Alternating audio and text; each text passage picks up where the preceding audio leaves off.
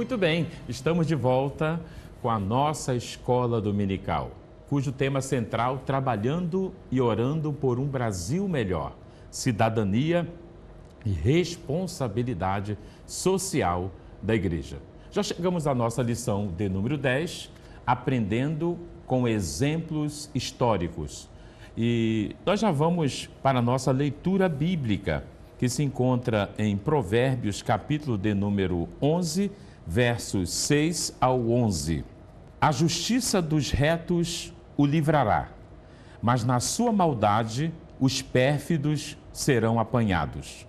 Morrendo o homem perverso, morre a sua esperança, e a expectação da iniquidade se desvanece. O justo é libertado da angústia, e o perverso a recebe em seu lugar. O ímpio com a boca destrói o próximo, mas os justos são libertados pelo conhecimento. No bem-estar dos justos exulta a cidade, e perecendo os perversos, há júbilo. Pela bênção que os retos suscitam, a cidade se exalta, mas pela boca dos perversos é derribada.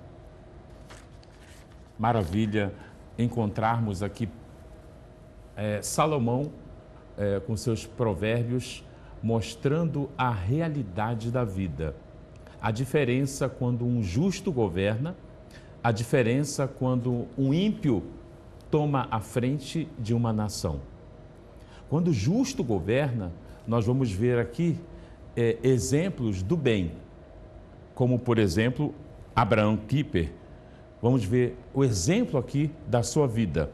No primeiro tópico fala sobre Abraham Kuyper e o Deus soberano.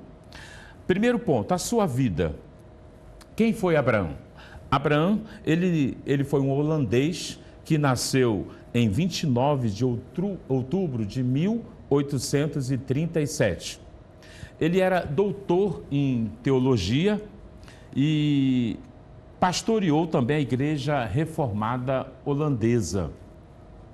Em 1900, ele sentiu o desejo de ir para a área da política.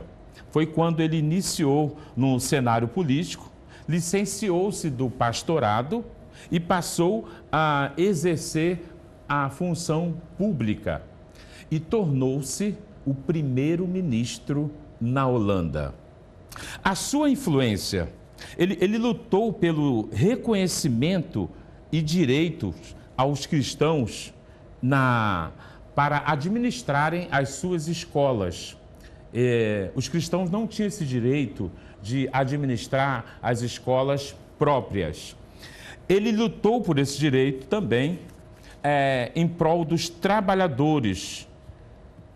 A classe dos trabalhadores também foi beneficiada porque tinha um justo reinando, tinha um justo governando. Também lutou pelas mulheres, os votos das mulheres. Elas não tinham a participação, foi quando ele lutou pela participação das mulheres no cenário político. Elas poderiam ser votadas, elas poderiam exercer também cargos políticos. Através desta influência deste grande líder que foi dirigido por Deus para aplicar com justiça. A sua teologia, ele foi, a princípio, um teólogo liberal. No início da sua carreira na área da teologia. Após ele experimentar os fundamentos da ortodoxia cristã, quando ele se tornou um pastor, ele pastoreou também uma igreja, e ele ali descobriu que a soberania de Deus é que tinha que prevalecer no campo da família, em todas as esferas, no campo da política, né? E também na área da educação.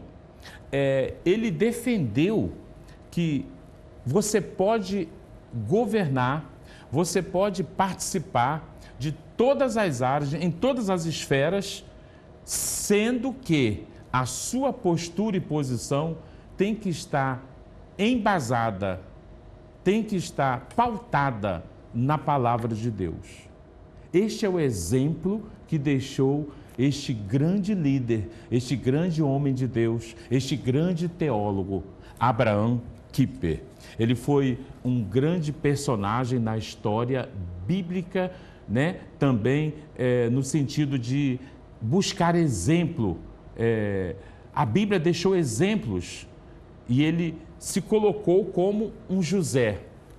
Ele se colocou como alguém que aprendeu a servir a Deus, tanto no governo, na área política, tanto na área física, espiritual, em todos os segmentos. Ele mostrou que nós podemos servir a Deus, independente do lugar e das circunstâncias que vivemos.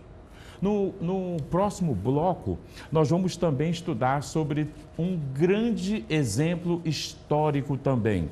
Este foi William Wilberforce. Ele defendeu também áreas que a Bíblia nos orienta sobre a aplicabilidade da justiça em relação aos pobres, aos necessitados e a questão dos escravos.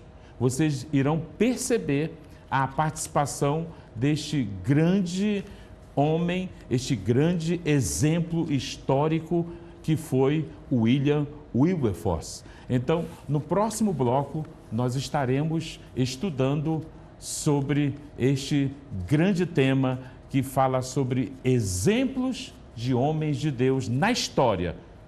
Você sabe qual o marco que você vai deixar para os seus filhos, para as pessoas que te conhecem?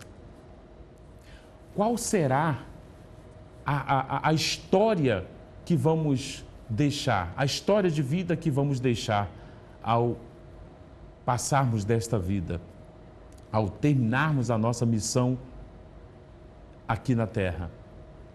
Que história nós vamos deixar registrada?